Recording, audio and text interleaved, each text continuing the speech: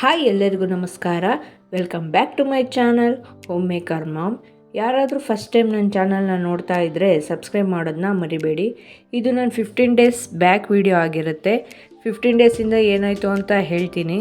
ಬೆಳಗ್ಗೆನೇ ಚಿತ್ರಾನ್ನ ಮಾಡಿದ್ದೆ ಬ್ರೇಕ್ಫಾಸ್ಟ್ಗೆ. ನಮ್ಮನೆಯಲ್ಲಿ ಚಿತ್ರಾನ್ನ ಅಂದರೆ ಎಲ್ಲರಿಗೂ ತುಂಬ ಇಷ್ಟ. ಬಾಕ್ಸಿಗೆ ಕೂಡ ನನ್ನ ಮಗಳಿಗೆ ಅದನ್ನೇ ನಾನು ಹಾಕಿಬಿಟ್ಟು ಇವತ್ತು ಕಳಿಸಿದ್ದೆ. ಯಾಕಂದರೆ ಇವತ್ತು ತುಂಬ ಕೆಲಸ ಇದೆ, ಅದೇನು ಅಂತ ನಿಮಗೆ ಹೇಳ್ತೀನಿ.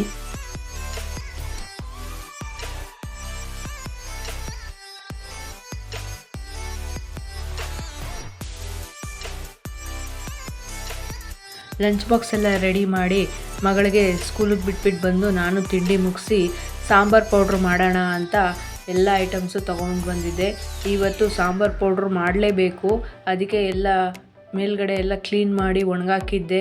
ಸಾಂಬಾರು ಪೌಡ್ರ್ ಮಾಡಬೇಕಂದ್ರೆ ಇದು 3 ದಿನದ ಪ್ರಾಜೆಕ್ಟ್ ಆಗಿರುತ್ತೆ. ಯಾಕಂದರೆ 2 ದಿನ ಬಿಸಿಲಲ್ಲಿ ಒಣಗಿಸ್ಬೇಕು, ಮೆಣಸಿನ್ಕಾಯಿ ದಂಡಿ ಎಲ್ಲ ಕ್ಲೀನ್ ಮಾಡಬೇಕು. ಇದನ್ನೆಲ್ಲ ಕ್ಲೀನ್ ಮಾಡಿ ಸೋಸಿ ಹುರಿದು ಬೀಸಿ ಒಣಗಿಸಿ ಅದನ್ನು ಜರಡಿ ಮಾಡಿ ಡಬ್ಬಿಗೆ ಹಾಕೋ ಅಷ್ಟರಲ್ಲಿ ಸಾಕಾಗಿ ಹೋಗ್ಬಿಡುತ್ತೆ.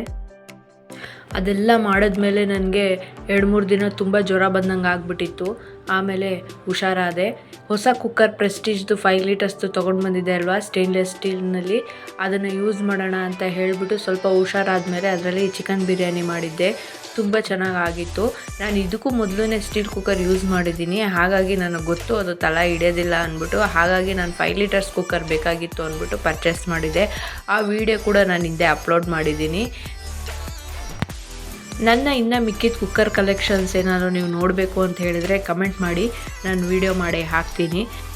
ನೆಕ್ಸ್ಟ್ ವಿಡಿಯೋನಲ್ಲಿ ನಾನು ಹುಷಾರಿಲ್ಲ ಅಂತ ಹೇಳಿದ್ದೆ, ಏನಾಗಿತ್ತು ಅಂತ ಹೇಳ್ತೀನಿ. ಅಲ್ಲಿವರೆಗೂ take care, bye. Thanks for watching.